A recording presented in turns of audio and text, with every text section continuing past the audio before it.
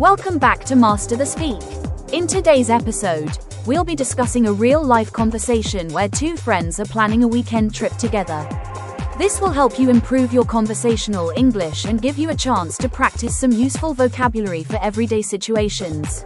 Stick around as we not only go over the conversation, but also break down some more challenging words and their meanings.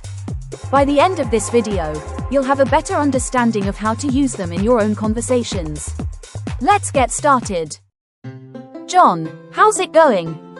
Hey, Sarah, I'm good, just a bit tired. It's been a hectic week at work. How about you? I'm doing well, just looking forward to the weekend. Do you have any exciting plans? Not yet. I was thinking of going to the countryside for a bit of fresh air. Would you like to come along? That sounds fantastic. I've been stuck at my desk all week, so I could really use a change of scenery. Where exactly are you planning to go? There's a beautiful little village about 2 hours from here. It's known for its quaint cottages and peaceful atmosphere. Oh, I've heard of that place. It's supposed to be charming.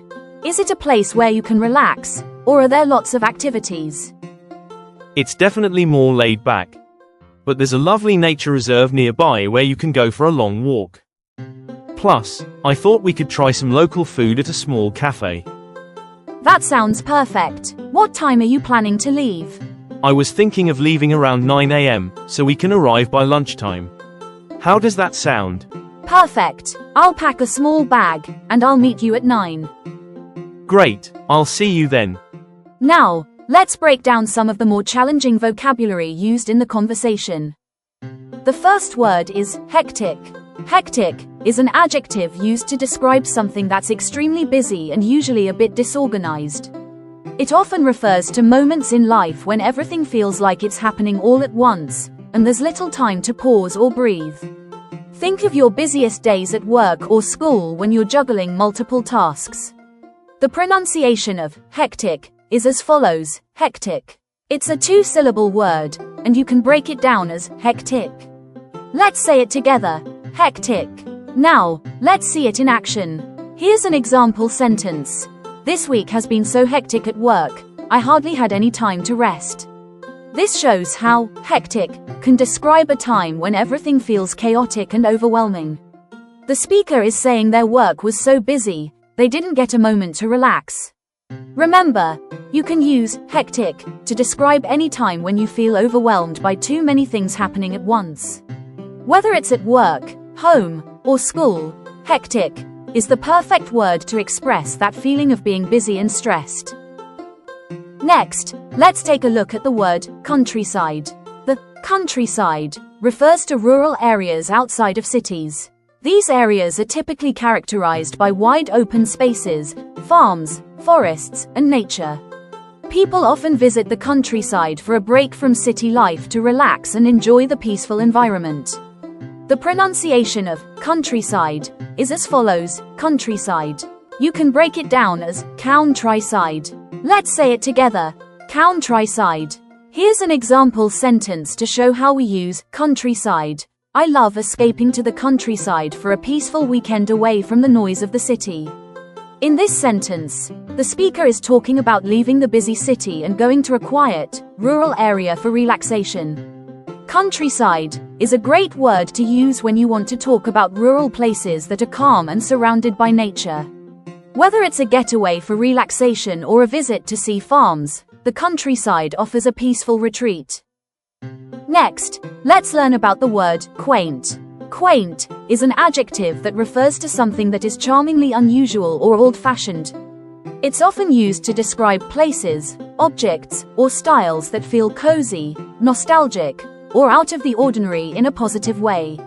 When something is quaint, it has a certain charm that makes it stand out in a pleasing way. The pronunciation of quaint is as follows: quaint. It's a one-syllable word, and it rhymes with paint. Let's say it together. Quaint. Here's an example sentence to show how we use quaint. The village had quaint little shops and cobbled streets. In this sentence, the speaker is describing a village that has a charming, old-fashioned feel with little shops and cobblestone streets, making it an attractive and picturesque place.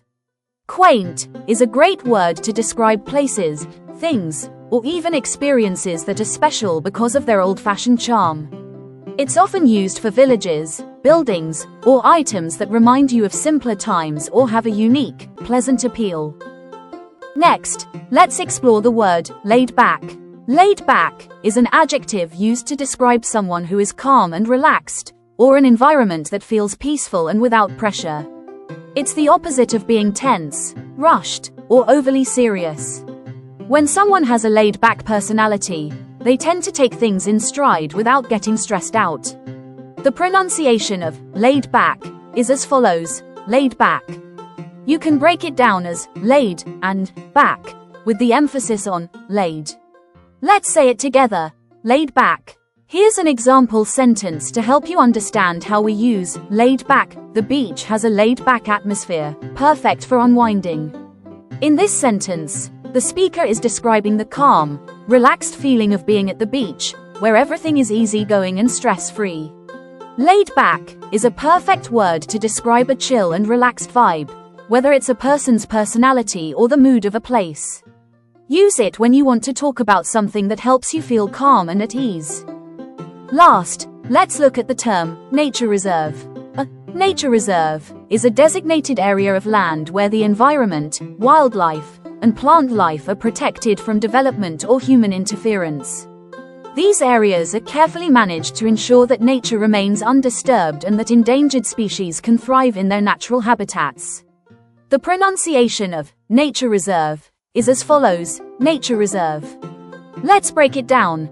Nature, as in nature, and reserve, as in reserve.